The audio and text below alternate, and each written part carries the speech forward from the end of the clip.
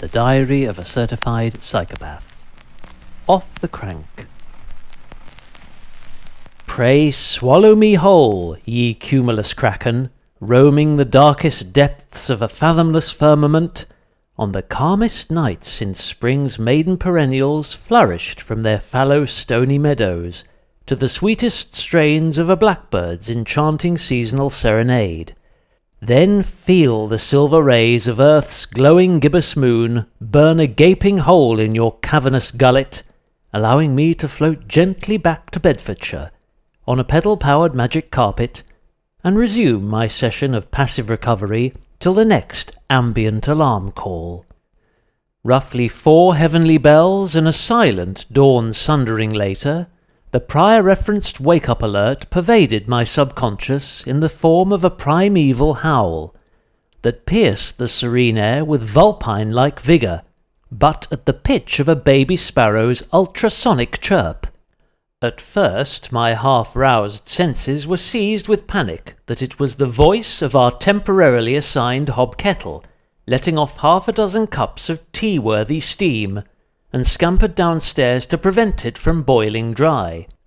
However, my concerns were unfounded, for the source of this caterwauling commotion was, in fact, a passing Shiba Inu puppy. Without plumbing the peaks of detail, these Japanese hunting dogs, despite being bona fide thoroughbreds, are what most casual canine spotters would claim resembled the offspring of a corgi and Siberian husky, combining the former's stout, compact physique with the latter's dense and enviably chill-proof coat.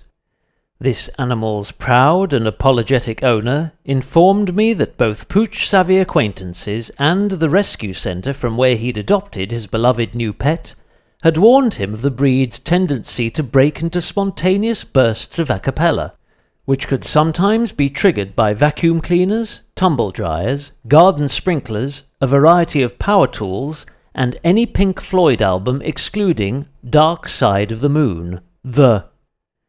One half-hunched huff down Harbour Way later, I surveyed a familiar skyscape of milky white veils masking rogue silver trails in an ocean of vibrant azure, demonstrating that Heathrow Harbour's fleet of winged ferries was still firing on all turbines to facilitate the wishes of those thermally challenged citizens in search for blazing sun, surfable sea, and sprawling sandy beaches, but with degrees in far greater abundance than Britain's temperate climate could muster on the cusp of summer. Following an unseated squelch across the River Ada's exposed estuary, pumping out roughly the same welly per stroke as one current-aided kayaker I spied paddling under ferry footbridge, I waywardly wove my way around the fringes of Shoreham's lower suburbs before embarking on an impulsive medley of lanes, crescents and avenues, stomping up to speed after the exit of each turn, then coasting at an instinctive cadence to the next junction, all the time paying 0 heed to Dr. Garmin's sporadic beat matching. On the first of 2 cruises up Park Avenue, I stole what might well have been the slowest ever tow behind a 4-wheel grub trafficker, ferrying freshly stone-baked takeaways on behalf of Worthing's second most popular pizza parlour. The driver of this heavily branded Ford-Kia hybrid was either running dangerously low on both diesel and lithium-ion, or concerned they might shake the mound of extra pitted olives and jalapeno peppers off their ravenous customers' monarch-sized American hot. As I pondered these plausible explanations, my painfully cautious motopacer suddenly pulled right, and scraped the fender of their company car against the curb with a gut-churning and, I suspected, costly crunch.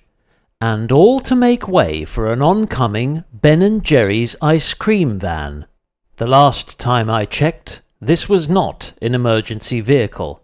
even though the clamorous rendition of Scott Joplin's Maple Leaf Rag blaring from its roof-mounted megaphone would have comfortably drowned out the scream of any key worker's siren, and spooked this evidently inexperienced purveyor of consumable cargo into taking evasive action.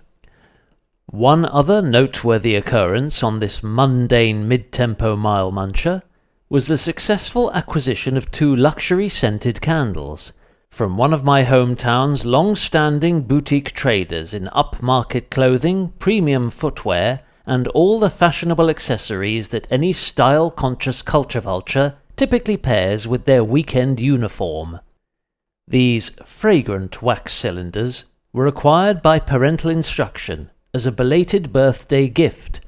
shortly after their inspired requester had experienced an extended episode of passive vaping whilst sitting downwind from 2 tables full of youths at our backdoor watering hole. I'd guessed that the flavoured air billowing from this gaggle of compulsive e-pipers was Lemons Balmy, which at present is only available to users of Parfume Provence's new dual-chamber Pixie Pod from a shortlist of licensed distributors.